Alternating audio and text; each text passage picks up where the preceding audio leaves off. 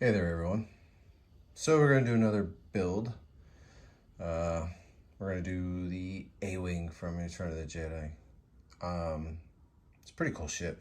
Lots of cool colors, lots of cool misting, lots of cool different panel colors. These are pictures from the Chronicles book that I'm using as some reference, along with some pictures that I got online. Like I said, there's a lot of cool weathering on it. A lot of details. The colors are really cool. It's actually, for studio scale, it's actually a very large ship. So I'm not a huge fan of the size of it, but it's the size they used for the movie. They have this damage on the wing, which is apparently it's just like a slide over piece that goes on top of it. It's aluminum foil on styrene.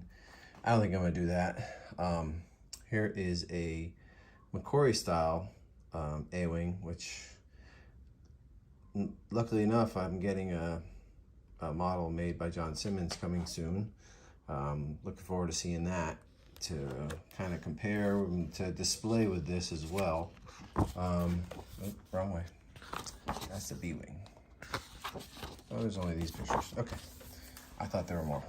But we're going to put some lights in it, like in the cockpit and on the thrusters. It's a large ship. I have the Nissen model kit, which if you've ever worked with a Nissen model kit, it requires a lot of attention, a lot of work, a lot of cleanup, and as usual, 90% of the time there are a lot of pieces missing. So we're gonna have to scratch build a few things. I'm actually waiting for extra pieces from John Simmons. He's gonna send me a few, but I feel like I'm gonna end up needing to add some greeblies from my stash of model kits. I've already cleaned these up. I've already taken off a lot of the, see if you can see this right here. There's a lot of like extra resin that you have to clean up, but that's on the bottom, that don't matter. And on the inside, you can see there's a lot of stuff I cut off just to get it together. There's 2 shells. They have a armature that goes inside like so. And then you can mount it from the back, from either side if you want to, or from the front. I'll be honest, I know some people like to display it from the side so you can see the front, the top and the bottom, which is cool, but I'm only gonna display it from the bottom mount down there.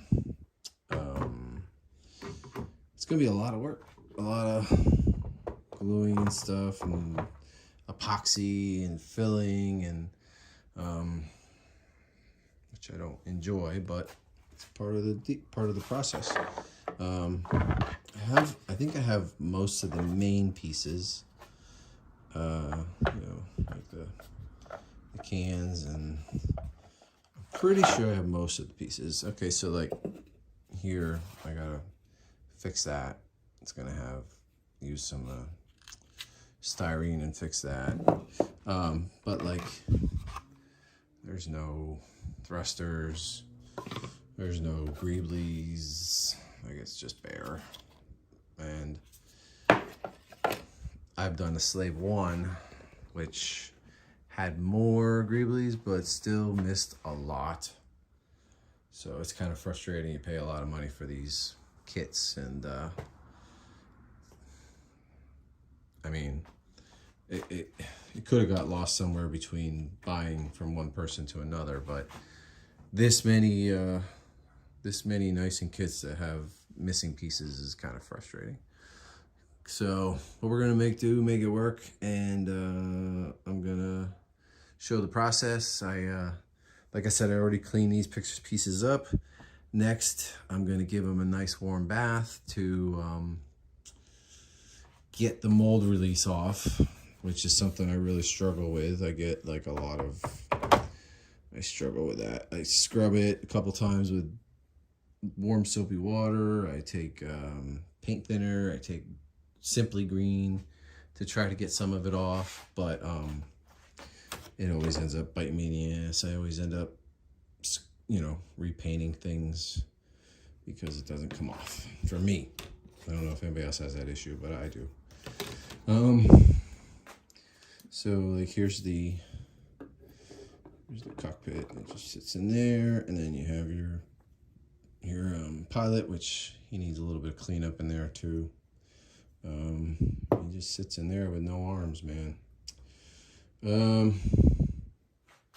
mean, it's gonna be a lot of work, but it'll be worth it once it's done. That goes from the bottom. That goes the bottom up. But we're gonna make it work, and we will keep showing the process. All right, talk to you soon. So right now I am just rescribing some panel lines. They're on here, but they need to be cut a little deeper so that they show up when you're painting. It'll show up as better detail. What I use is the back of a dull X-Acto knife, I just go in and re-scribe through the lines on the back of my X-Acto knife, just to gouge them out a little more, and then I'll use a pencil to just mark the ones that I've already done, because you can get confused a little bit and see you can go over them a couple times. Also on the side here, we're gonna redo these pipes with some, because they're all busted off. They're not all the way through. That's from the mold. Also, if you can look closely, you can see little bolt holes for the panels. I'm gonna actually go in with a small little hand twisting drill to make those a little bit more noticeable. That's what I'm doing right now, just cleaning out some scribe lines. I've got most of this. All right, so we're back. So we have glued both sides together. Epoxied it actually. Inside, you can see the armature goes through the center, down through the bottom hole.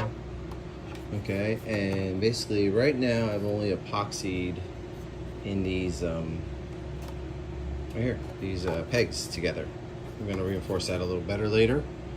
And I still need to glue these edges together, which and also front needs to get drawn in. Also, we need to put a piece of styrene down the middle there, down inside there, to block off that area. And yeah. So also, what we did was I painted the inside of there dark so that you won't see the bottom of the cast, because pretty much your pilot sits right in there. There's a piece that goes in the back here.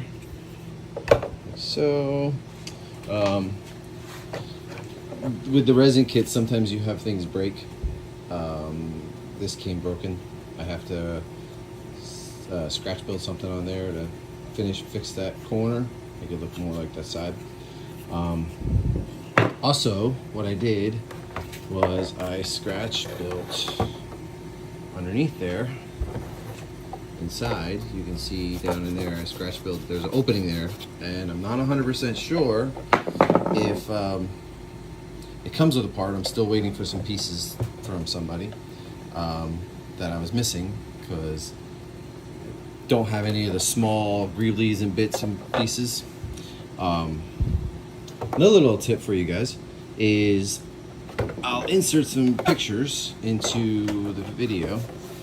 So basically right here, there are some cast pipes that are cast in the resin, okay? And what I did was I cut them off because they were missing sections in it.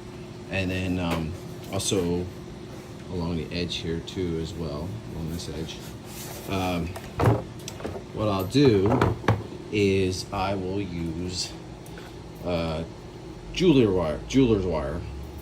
It's really thin, bendy, real easy to bend. It comes in different sizes to get that angle that I want down here. It's gonna go out, over and up. I already took the time to bend those up because that's boring to watch. And what I'll do is I'll just glue those in place. If I could actually pick it up with my big fingers. Glue those right there. For the bend ones that have an angle on them, I'll use the jeweler wire, and for ones that have straight, that are just straight pieces, I'll just use styrene rods. A big pack of these from eBay that are real cheap, or you can get them at a hobby store, a little more expensive. But I got this whole pack, I think, for like $5, a whole bunch of different sizes, and then I'll glue those right in there. There's a couple of them on here I gotta finish up. Another thing that I did was I added LED lights, which I'm an electrician, so it's pretty easy for me, but it's actually really a lot simpler than you think it is. So you can buy these pre-made LEDs on Amazon or eBay, and basically you have a positive and a negative, and they come in different voltages. You can have 9 volt to 12 volts, low voltage DC power, and you have a positive and a negative. Usually the positive is red, usually the negative is black, but for some reason this company, they made the brown positive. I don't really know why. And then I bought these off Amazon. They're little solderless connections, okay? And they come in this pack. I bought this pack on Amazon for 20 bucks, I think, if that. And what it is, it's a little plastic sleeve that you twist the wires together, and then here, I'll just give you kind of a little example of what you do. So, take the wires. Obviously, you wouldn't put the same ones together, but this is the negative and positive. I'm just showing you how to do it. Just for example, you just take these wires and you twist them together, like so. Okay. Don't pull too tight because they'll slide apart. You slide this back over, and you heat it up with a heat gun. And what it does is it's this plastic seals on there, and then the little bit of solder in there will heat up and then melt onto into the wire and give you a good connection, like I did here and here. It's so simple. I mean, really, it's really simple. And as for 9 volt through 12 volt, it really doesn't matter because these are 9 to 12 volt LEDs. So if you're using a 9 volt power supply, the lights are dimmer. You use a 12 volt power supply, the lights are brighter.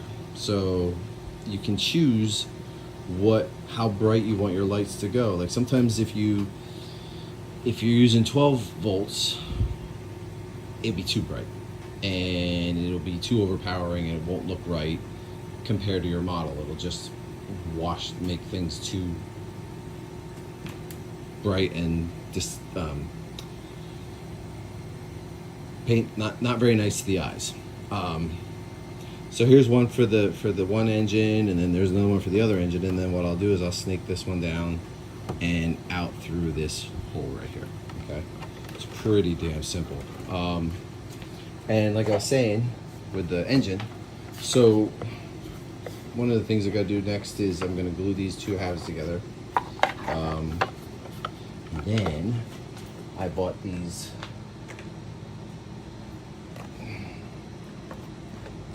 backlight projection bulbs. Okay, you can get regular halogen bulbs at anywhere, the Home Depot, Target, Walmart, whatever you want.